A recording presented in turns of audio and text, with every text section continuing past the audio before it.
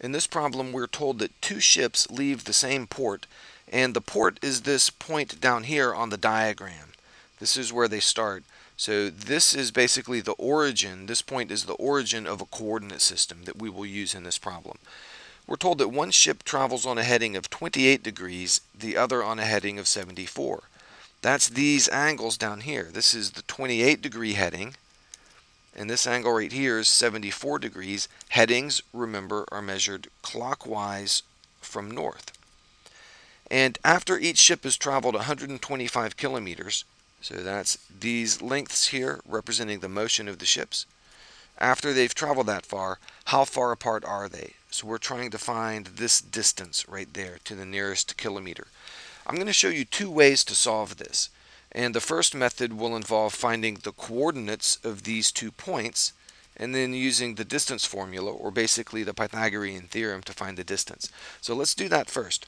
Start with this point, and we'll find basically the x and y coordinates of this point. So I'm going to draw a horizontal line right here, and that gives me a right triangle.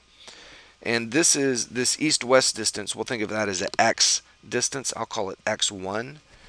And let's look at this triangle. x1 is opposite the 28 degree angle. So we can write the sine of 28 degrees is the opposite over the hypotenuse. That's x1 over 125.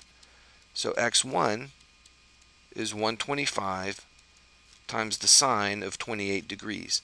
And we do that on the calculator, and we get 58.68.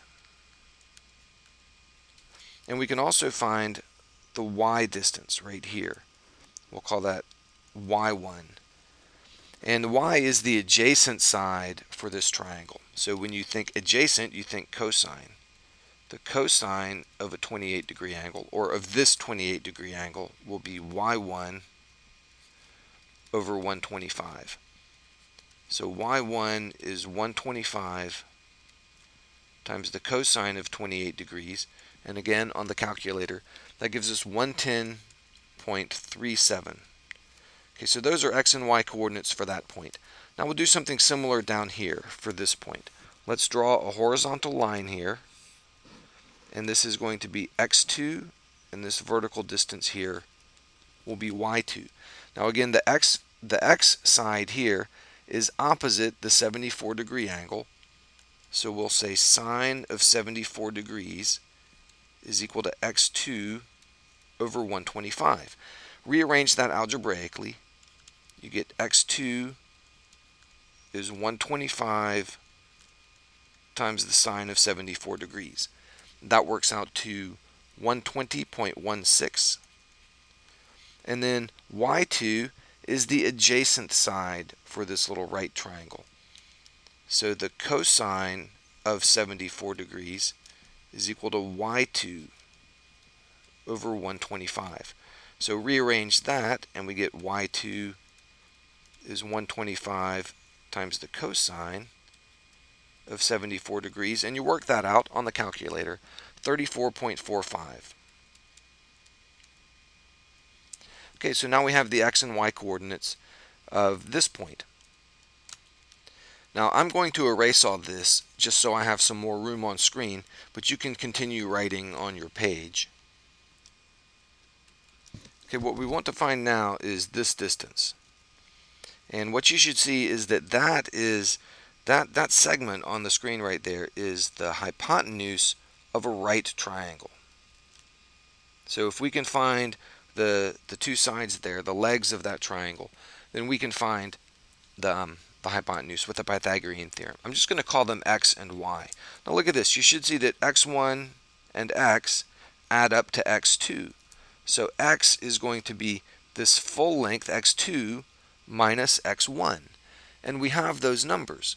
That's going to be 120.16 minus 58.68. And we do that, and we get 61.48. So that's this right here, 61.48. And then the y value, in a similar manner, that y value will be this entire y value, okay, which is y1, minus this piece here, which is y2. And we know those numbers also. So that's going to be 110.37 minus 34.45. And that gives us 75.92. And there you have it. Then the distance, we'll call it d, we can just get with the Pythagorean theorem. It's going to be the square root of 61.48 squared plus 75.92 squared. And you can work that on the calculator and it comes out to 98 kilometers.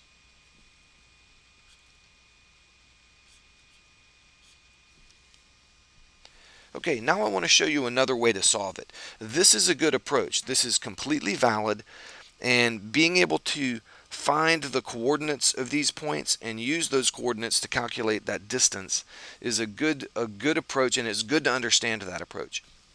But there's actually a simpler way to do it. And the point I want to make is that in a lot of cases, with a little bit of thought, you can find a simpler, more efficient solution. And that's also good to be able to do. So I'm going to show you one other way to solve it, and this one will be a lot faster. Okay, watch this. Look at these two lengths here, both 125. If I connect these, then I have an isosceles triangle. Both of those sides are the same. And I can find this angle down here. This is 74 and this is 28.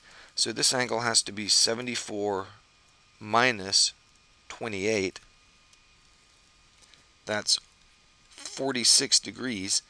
And now I'm going to slice this in half. I'm just going to draw a line right there. That's going to give me two right triangles right here. And this angle right here is going to be half of the 46. So that's 23 degrees. So 46 divided by 2 is 23 degrees. Okay, now let's take this side here. This is opposite the 23-degree angle. Let's just give it a name. We'll call it x. And I know that the sine of 23 has to be the opposite, which is x, over the hypotenuse, which is 125. So x is 125 times the sine of 23 degrees. And that comes out to 48.84. And x is half the distance I'm looking for. So the distance that I want is simply that times 2, which works out to 98 kilometers. Same answer, but it's much quicker and efficient to find it that way. So sometimes you can find a simpler solution, and when you can, that approach is usually preferred because a simpler solution not only is faster, but it involves fewer steps and therefore fewer opportunities for error.